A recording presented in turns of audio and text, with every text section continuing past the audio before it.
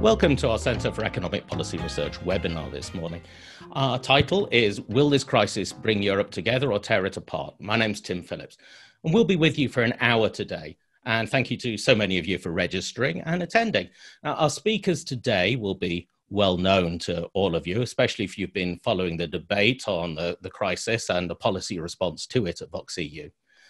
First of all, we have Beatrice Weder de Mauro from the Graduate Institute Geneva. Beatrice, welcome. Hi, Tim. Good to be back. Also joining us, Agnès Bénassy-Quéré from the Paris School of Economics. Agnès, welcome. Hello, Tim. And finally, Lucrezia Reichlin from the London Business School. Lucrezia, good to see you too. Hello. What's going to be happening today is that all three of our panelists will be discussing why we need to act decisively at this moment, to evaluate what's been done already, and most important, talk about what policy instrument or instruments we need to deploy next. Now, the title of our webinar implies that there are high stakes here. And over the last decade, though, we've been getting quite used to hearing things described as an existential threat to the EU or presaging the collapse of the euro. So before we get to discussing the policy proposals, let's hear from all three of our panelists today about why this time really is different. Beatrice, could you start? Yes, thank you, Tim. This time really is different for several reasons. I have spent the last 3 decades, at least, either studying or managing economic or financial crises, and none of them look like this one. This is, first of all, it is different because it is a truly exogenous shock. No country, nobody is responsible through some kind of misbehavior or excess in being struck by this. Second, it is common. There will be time lags across countries, but it is a common shock to everybody. And last but not least, it is also a crisis that will ultimately be, its duration will be determined by the scientists and the science. How long we can, we have to have these measures of containment is not in our hands.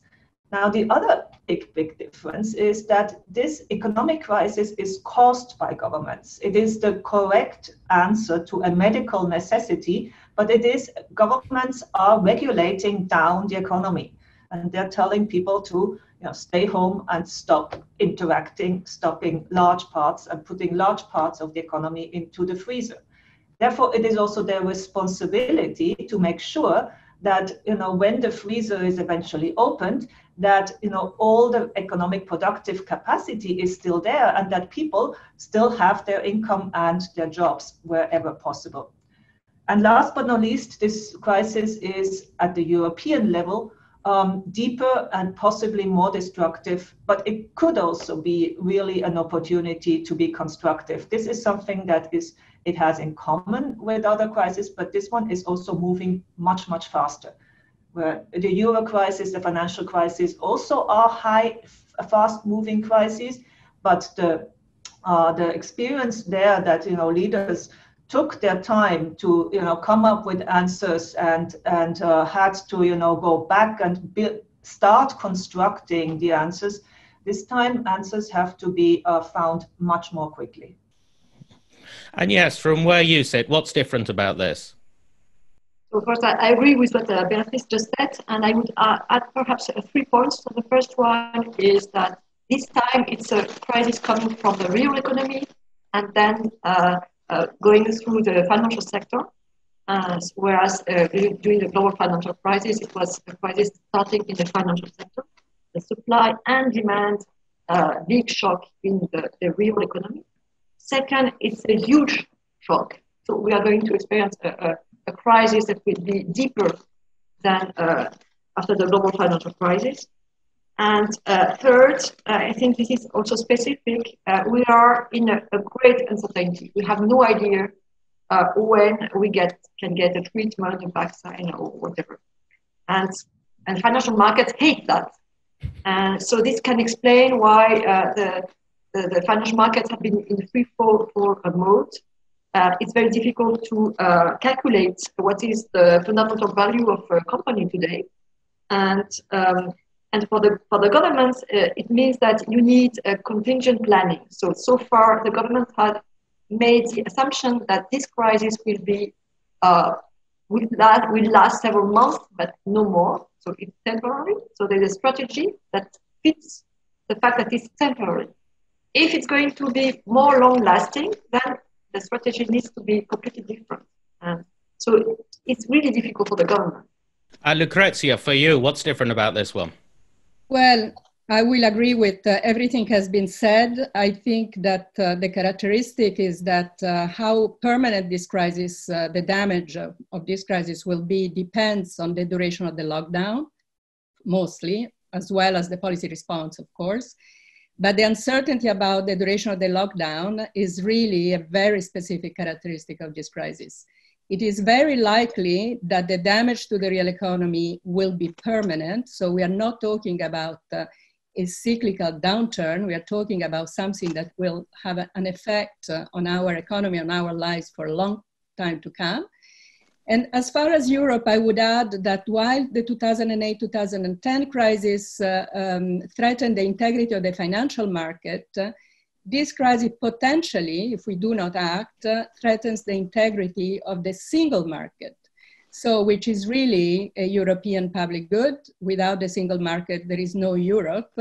And the urgency of a common response is therefore much more important. I mean, the common response is much more urgent today than it was in 2008.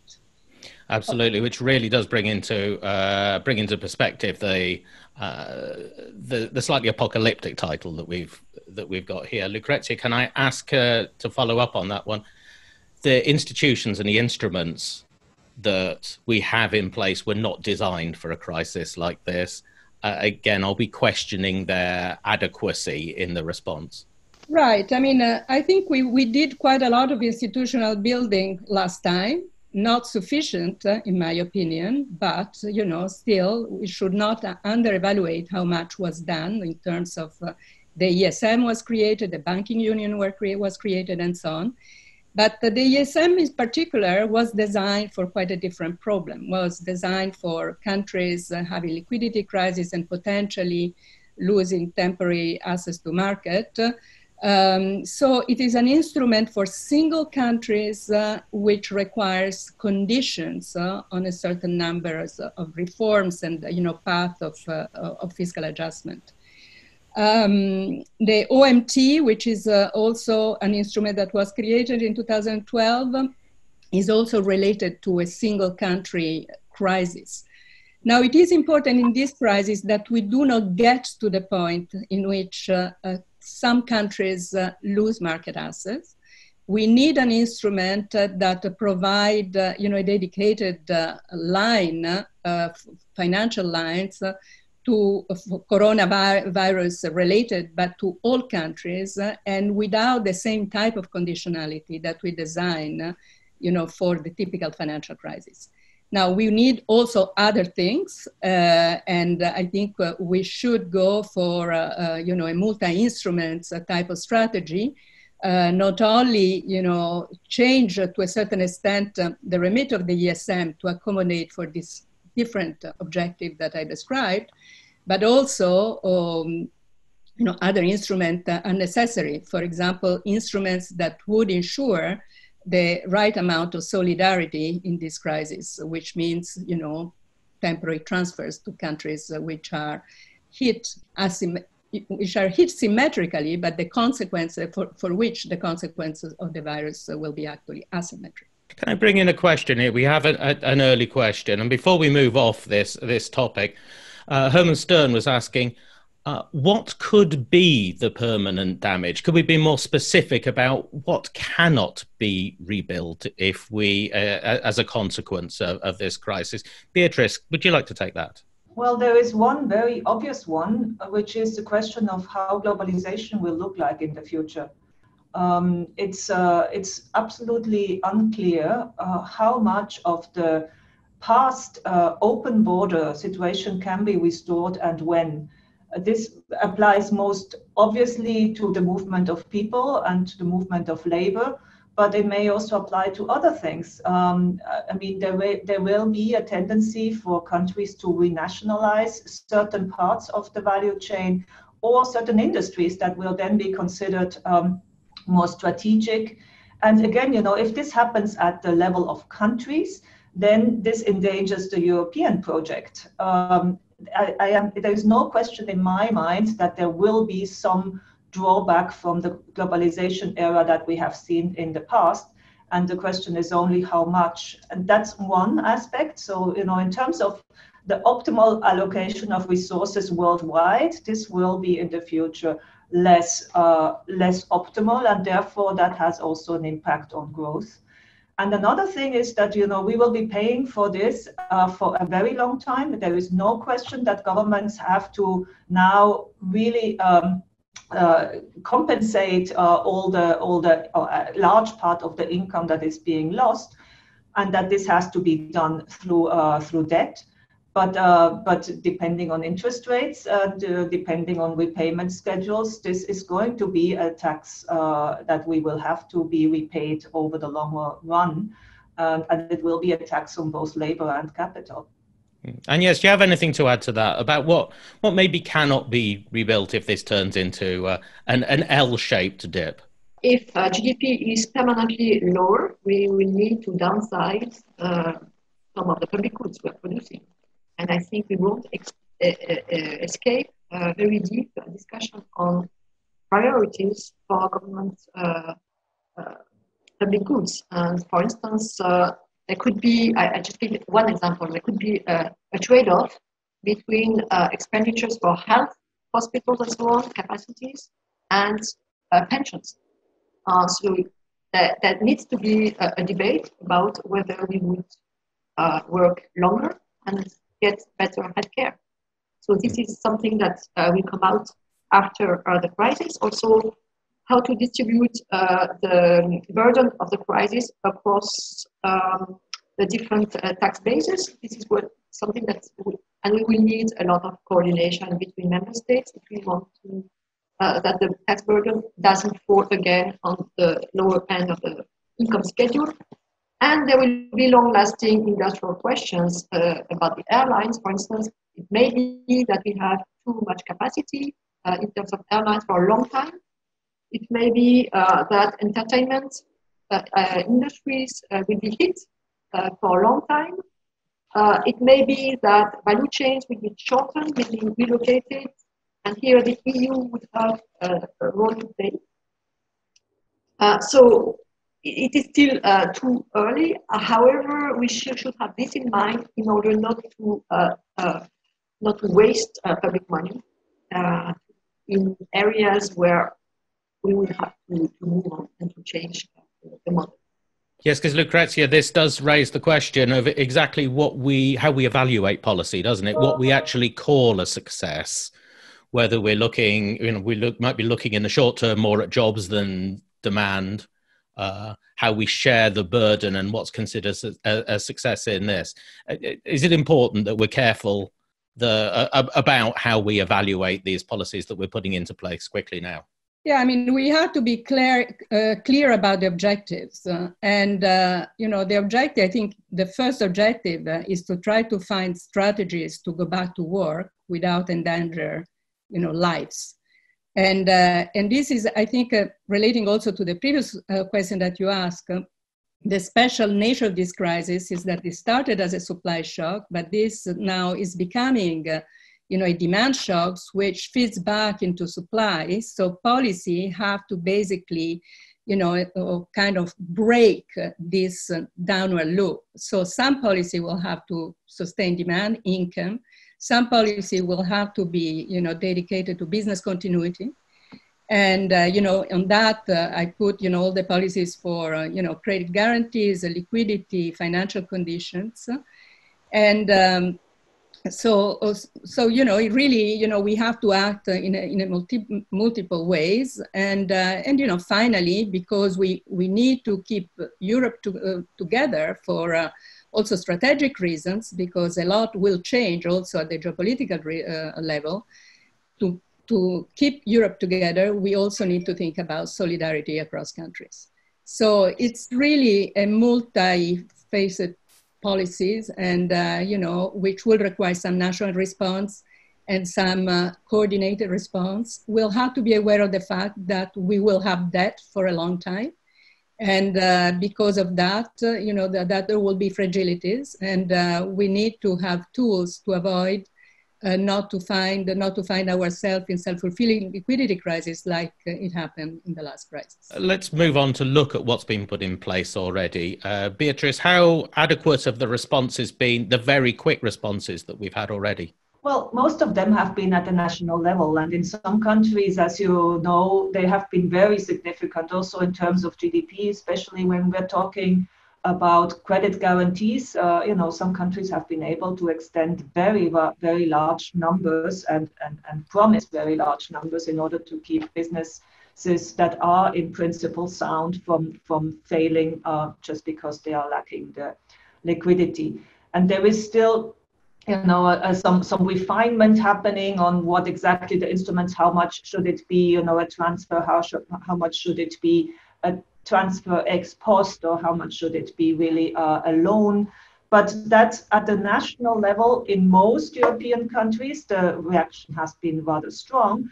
But of course, there are countries that are limited by their fiscal space. And, the ground zero of Europe and Italy has not been able to, put up these big bazookas that others have been deploying.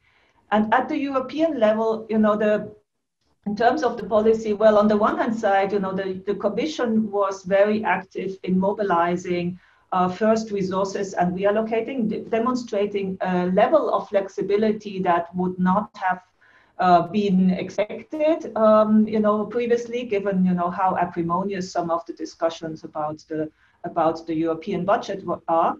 But it's also true that the European budget is small, very small compared to governments. So the question there is very quickly, how can we do more? And the last 2 weeks, unfortunately, or 10 days have been quite bruising, because the discussions of how to do more, how to put a fiscal counterpart to the monetary bazooka that the ECB is providing has not gone well.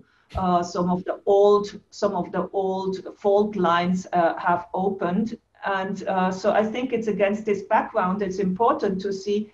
So the three of us are actually members of a group that published a proposal today. This group includes 17 economists from all the major European countries, and they're not only from different countries, but they would also not always be in the same camp in the past. But now everybody is sort of converging on the call for and on the need that there is much more European level fiscal instruments and solidarity needed. And the second point that I want to make, which is the important point in this paper, is that we're saying there may not be one silver bullet. We've had a bruising discussion about Corona bonds, but putting this one for the moment aside, the question is, what do we need to actually accomplish? Where are the expenditures that need to be financed? Where are the risks that need to be addressed?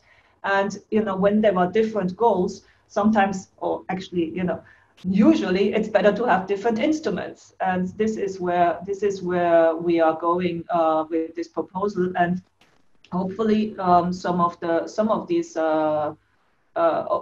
proposals will already be up for a decision as early as tomorrow at the Eurogroup meeting.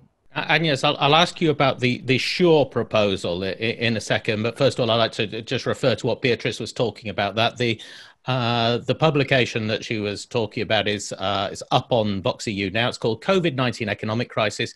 Europe needs more than one instrument, as Beatrice was talking about. Numerous authors, far too many to list, including all three of our speakers today. Don't go and have a look at it now. Stay with us, but afterwards it gives a lot of detail about what we're talking about and the ideas of this very diverse group of authors. One thing that has been put in place is the SURE proposal. Do you Do you think this is adequate? Could you explain a little bit about it and whether you think it's an adequate response? Yeah. Okay. This is a credit line essentially for for about for 100 billion and guaranteed by countries for 25 billion and then the rest from the European budget. And it is dedicated to is going to be a temporary instrument. And is going to be targeted, is going to target temporary unemployment. So things like Cassa Integrazione Guadagni in Italy or Kurzarbeit in Germany. And so it is basically unemployment, targeted unemployment. So I think it's a very important idea. There are some questions about the size. 100 billion is perhaps not going to be sufficient, but the idea is there, the proposal is there, so that's important. And of course, there is also the issue of what's going to be the maturity of these loans. Beatrice, what's your opinion? I fully agree. I think this is a very important proposal. It is. If at the European level the EIB is put into place and is actually sized up to be the one that can provide a backstop for credit guarantees for firms, then this is the counterpart for households and people. It's the Kurzarbeit Geld in Germany is a very, very tested instrument, and there are variants of it in other European countries, but not everywhere. And essentially, what happens is that the government takes on a large part of the working hours that are not being shortened, and that can be up to 100%.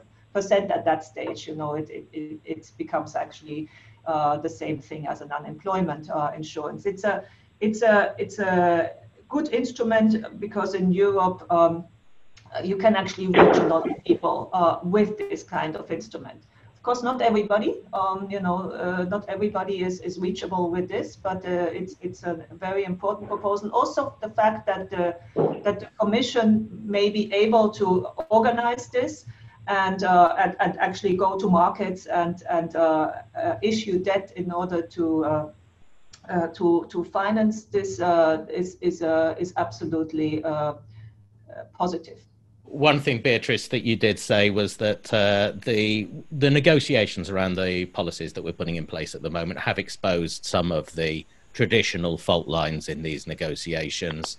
Do you think that the urgency that we have around this will enable the policymakers to put it behind them? We see from academics that academics from across the spectrum are managing to agree over policy proposals. Do you think that will come through into what we're able to do this week? I certainly hope so, and I'm also convinced that the urgency of this is, policymakers have started to see how urgent this is. Not all of them have the same sense of urgency. So the fact that 2 weeks ago basically the buck was handed back to finance ministers was a bad sign.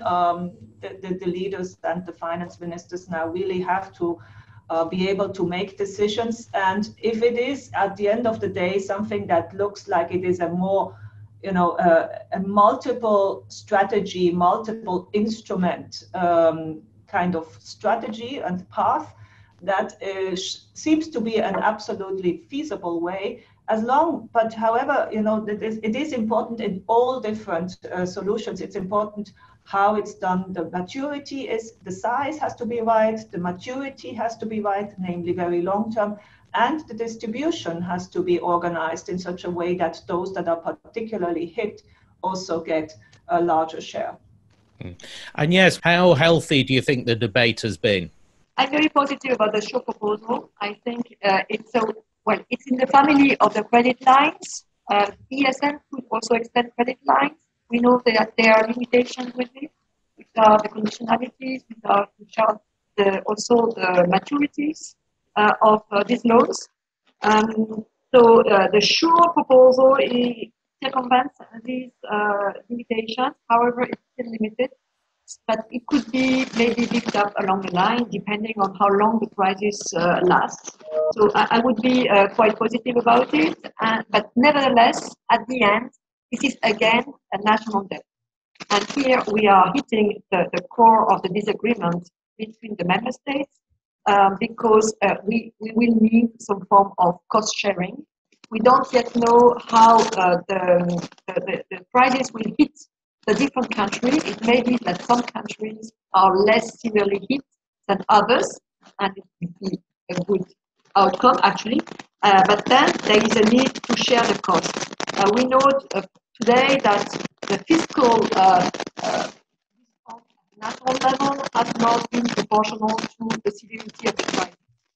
Most severely hit countries, which are Italy and Spain, could not produce more fiscal response. And one country that was less severely hit, Germany, has announced a huge fiscal package. So we already see that there is of the fiscal packages that doesn't fit the severity of the crisis. And we think in our group that it's in the self-interest of each country that the other ones are able to cope with the crisis, both from a health perspective, but also from an economic perspective, because we should never forget that the value chains are very much integrated in the EU. We have a question that's coming from Delaram Lombani. He's asking whether the nationalistic movements that we have in Europe at the moment, are they helping to manage the crisis, or are they making the crisis worse when it comes to the policy response we've put in place already? Lucrezia, could you take that? Yeah, let me just answer from the Italian perspective. I think that this is a moment in which we really need, from all country perspective, to have an ability to compromise and to keep the conversation open. So what I see as a danger is that because the policy response from the European institution has been relatively timid, okay? And I say relatively because we should not underevaluate what has been done already, especially from the ECB. But, this, perceived timidity and some, real timidity has some kind of sentiment that is either we go from a big bazooka like a Corona bond and mutualize all debt, or otherwise Europe is useless. So this is, I'm talking from the perspective of a country from the South, and then of course Beatrice will, can describe, the other perspective from a country from the North. So this is what the populist movement is now pushing. Okay, this is kind of anti-European, asking the impossible, and then if this is not delivered, then that's it. Europe is useless. So I think that we need lucidity. We need to stay at the table, and we need to build a compromise. And this is why we think that we should go for multi-instruments, not just a single bazooka. And I'm repeating this message because at this juncture, I think politically, this is a very important message. Exactly, also in relation of the populist opposition to the democratic, centrist governments. Absolutely. Let's move that on now to actually what actually could be put in place next. And Beatrice, you pick this up. This message that you are all reiterating is that we need a variety of instruments to be able to deal with this. What are we talking about here? How big a variety of instruments are we going to need? So ideally, you have one instrument for every goal. And we have several goals here. We have the goal of financing and dealing with the healthcare costs. So the most immediate, the immediate ones where also externalities are huge. If a country cannot deal with the immediate medical issues, then this will have negative repercussions on the rest. And so one instrument could be a COVID fund, which is dedicated to this. A second instrument we have already talked about, we need something to help countries to ensure that their firms do not go bankrupt, that don't need to go bankrupt. And third, we need households to have assurances that they will not lose their job, or if they lose their job, they will at least not lose their income. And again, this needs to be designed at the national, but also at the European level. So we have instruments. The SURE is a proposal there. The EIB is a proposal. There is a COVID fund proposal for the more medical side. And then there is also the question of, what can governments actually lending to governments, and also, again, shielding them from possible runs on government debt. And that's in that context, the ESM proposal comes back. But let me emphasize that our group does not favor an ESM traditional type program, but rather one where all countries, a COVID credit line, where all countries actually apply, not all of them may draw, but it is a very long run. This is what I keep saying, the maturity is absolutely crucial here. The interest rate is absolutely crucial, because only in that way we will be able to finance the fiscal cost and spread it over the very long run. And conditionality should really be almost no conditionality. The conditionality in this context is lower the cost of the medically induced, government-induced economic crisis. And then there is a last piece which we are not talking about yet, and which is another very important goal, which is the question: how do we reopen? How do we make sure that people can go back to work, that industries start to open, and how do we reopen borders? So for that, if every country sort of pursues their own strategy, then it will be very hard to reopen borders, because there will not be the same standards on the same levels that you apply across countries, and that is another possible, highly disruptive problem if there is no coordination. But there will also be a need for some financing for this phase. So those are different goals, and they could be addressed, and they will probably have to be addressed with different instruments. To be clear, the reason why you do not favour the ESM style mechanism is the conditionality and the short-termism.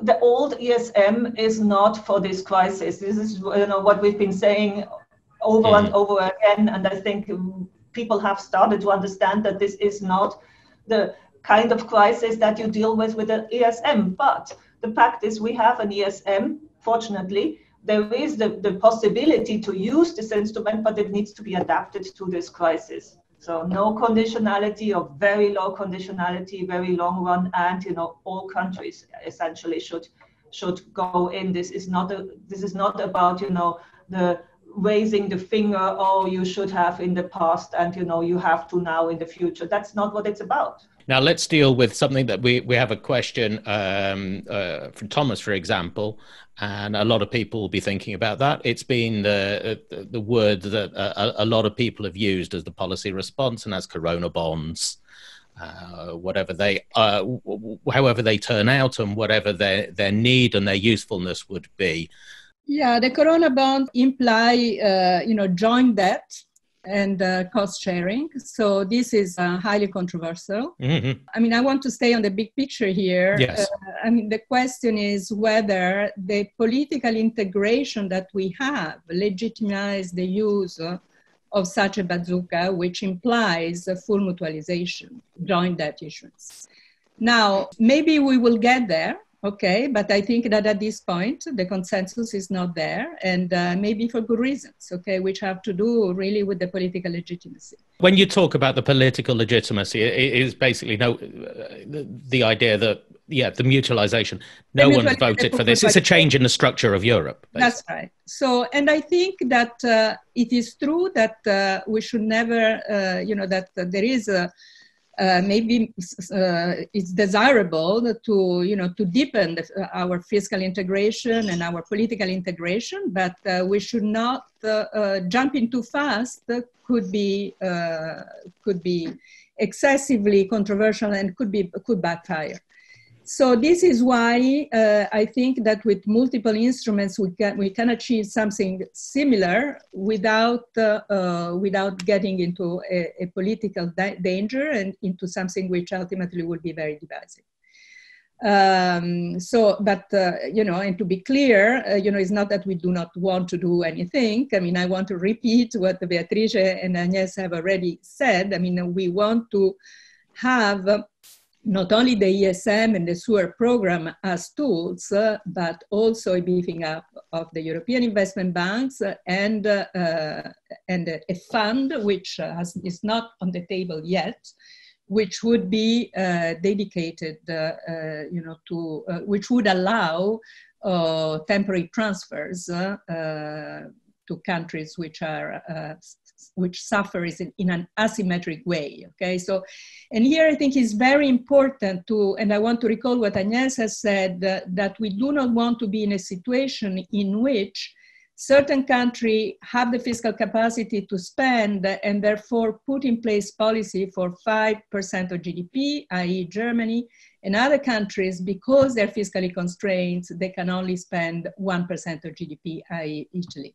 So this will be the end of Europe, and we should really avoid this to happen, and for that we need to have instruments. We should not get stuck on the coronavirus bond, because this will be, wasting time, to do something for which there is no consensus, and we should actually, move quickly and beefing up instruments that we already have and building new ones which are less divisive. Agnès, can we just finish off what you were saying about the corona bonds? So yes, just in a nutshell, corona bonds, the difference between corona bonds and the other things we are talking about is really the cost sharing. The fact that the different countries will get an amount of money that would be possibly different from the amount that they will later repay.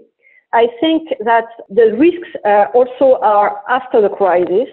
We were talking, so Lucrezia was talking about the risk of a self-fulfilling sovereign debt crisis. So this is the risk if some countries get too much debt and this debt is not long-term enough. The maturity are short-term or not long-term enough, and so they have to roll over this debt, and there's a risk there. But there's also a risk that other countries not submitted to a sovereign crisis would tighten too fast after the crisis. And actually, this is a risk that is very material.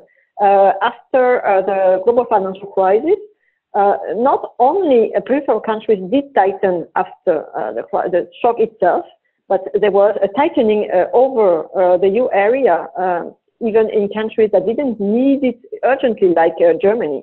So I think this is also why we advocate a very long-term debt to allow for a slow recovery and a slow adjustment of fiscal situations. And the final risk is the one that Lucrezia was also mentioning, the risk related to the reopening of the economy. There's a risk that in some countries there's a rush to reopen the economy, and we know from other countries in Asia that this will be a stop-and-go strategy, and there's a risk that they cannot contain again the population because just they cannot sustain it. And as the other member states should really avoid that, because it would mean that maybe all the money spent to control this crisis would be lost just because one country could not manage the reopening of the economy properly. Absolutely. Lucrezia. Yes, I wanted to say something, well, which in a way Agnès has already said, but say it maybe in a different way. So we need, as we said before, some transfer perhaps, as to the extent to which there are asymmetries. But most importantly, we need to smooth the debt. Okay? So we need to avoid, to consolidate fiscally too fast. And I think in that respect, Europe is in the same boat as every other countries in the world right now. So we know that it will be inevitable that we will sit on large public debt for a long time. So, and all economists, I mean, most economists agree that in these conditions, we need to consolidate in a very, very long time. It's like after a war, you know, think of the UK coming out of the Second World War with more than 200% of debt to GDP ratio. It took about 30 years to go back to something like 60, 70. So this is very important. And in that sense, you know, we need tools for this, you know, to be possible. And, you know, the ESM is one of these tools. And, you know, we know that sustainability is really about the difference between the growth rate and the rate of interest to refinance the debt. So we need to keep that rate of interest low with respect to the growth rate. Beatrice. Yes, if I can add there, Lucrezia has mentioned the 30 years, and we, in fact, also in our piece, you know, recommend 30 years in several places. It's the ESM, in fact, has experience in lending for 30 years at low interest rates, and that is different from other international financial institutions. So that's good.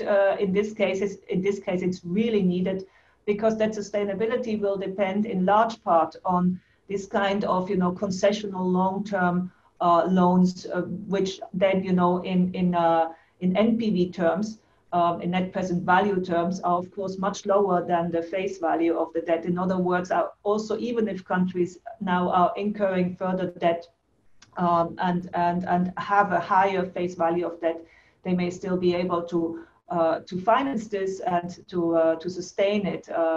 So that is an absolutely crucial point. And a second point I wanted to add on to what Agnès was saying in terms of you know, stop and go. I am myself sitting in Singapore. We have not had stop and go, but we have for the first time, we have stop. So Singapore was actually able to deal with the first wave very well. Tracing, tracking, and isolating worked, and this was already done since end January. So it's a very long time in which this battle has been fought, while still keeping a very large part of the economy and society, including restaurants and so on, open. They are going to close as of tomorrow. And essentially that's because the second wave, which was imported from, you know, all over the place, but you know, very importantly from the UK. There are lots of people here that study in the UK and so on, and they all came back about 3-4 weeks ago. And this second wave now is turning out to be much, much more difficult to control. And therefore now Singapore is also having to tighten measures very, very significantly. And this just shows that the idea that one can do away with this crisis very, very quickly may not be the way it turns out. And we do have to start to think about the longer term implications.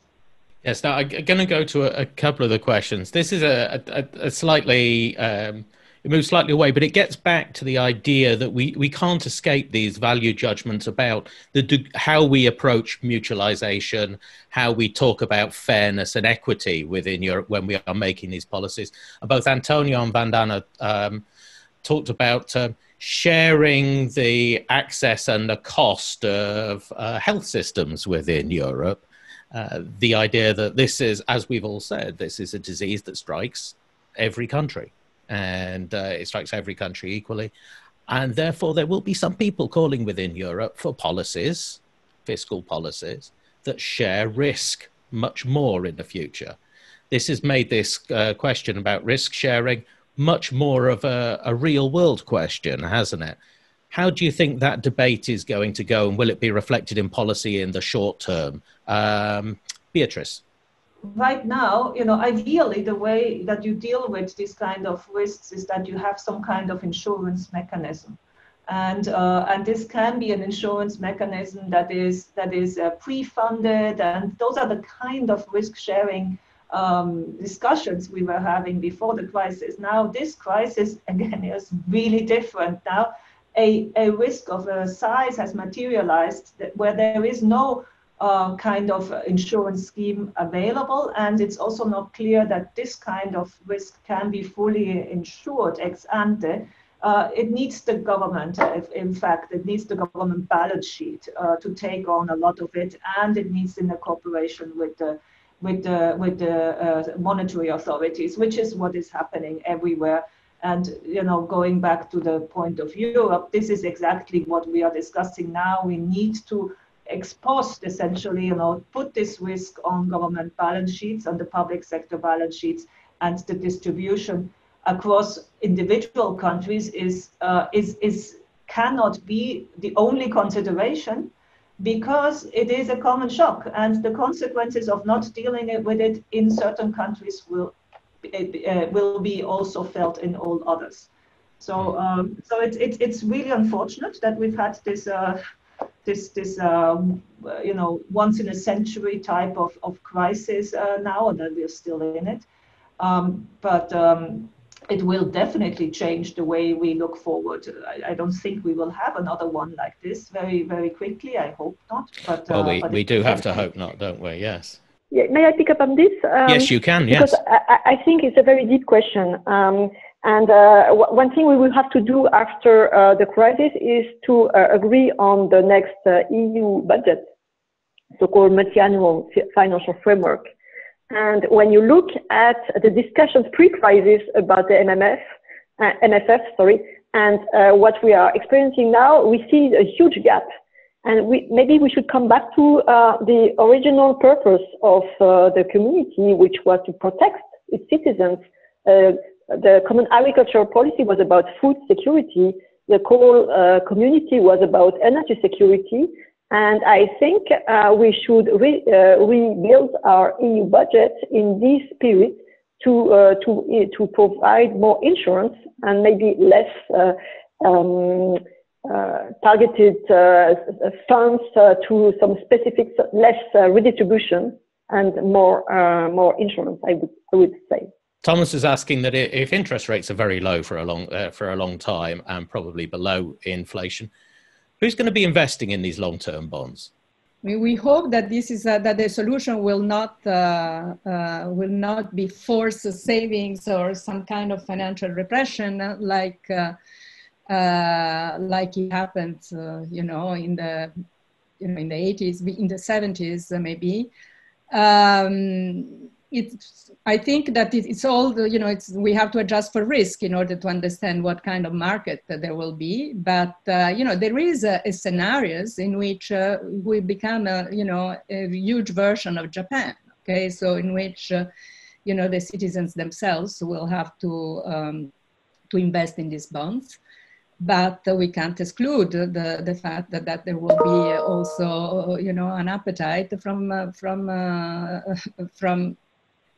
the foreign sectors, except that the whole world will be in a very similar situation. And therefore, it will be really, we have to think about risk and risk-adjusted interest rates.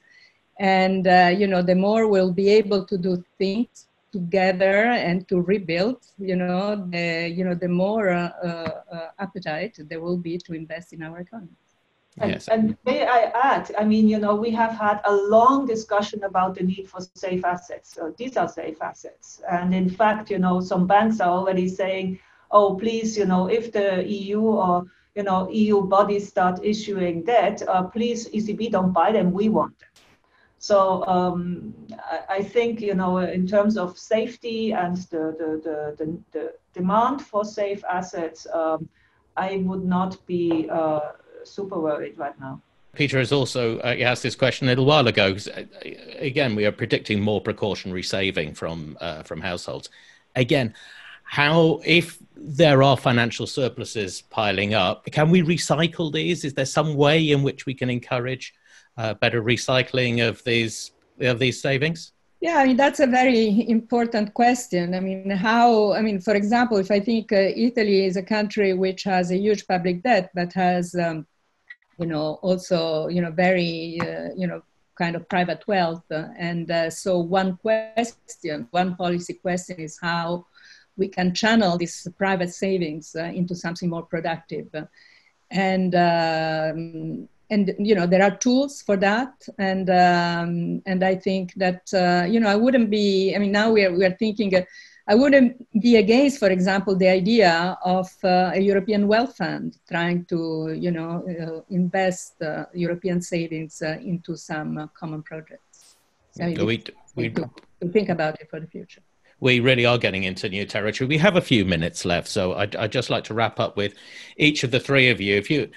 Can I briefly get some idea, moving back to our title, about what's pulling Europe together and pulling it apart, are the best and worst case scenarios that we could get from this? So again, if I could start with you, Beatrice, what do you see as being the best we could hope for, and what might be the worst that could happen? I'll take the best and run with that. The best is that tomorrow we have an agreement between finance ministers that is so that you know, sufficiently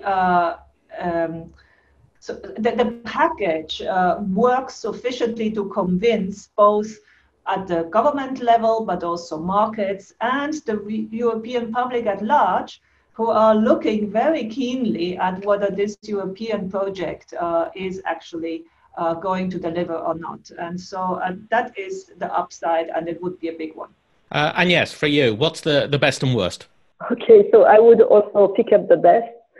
That this huge crisis acts as a wake-up call for the Europeans.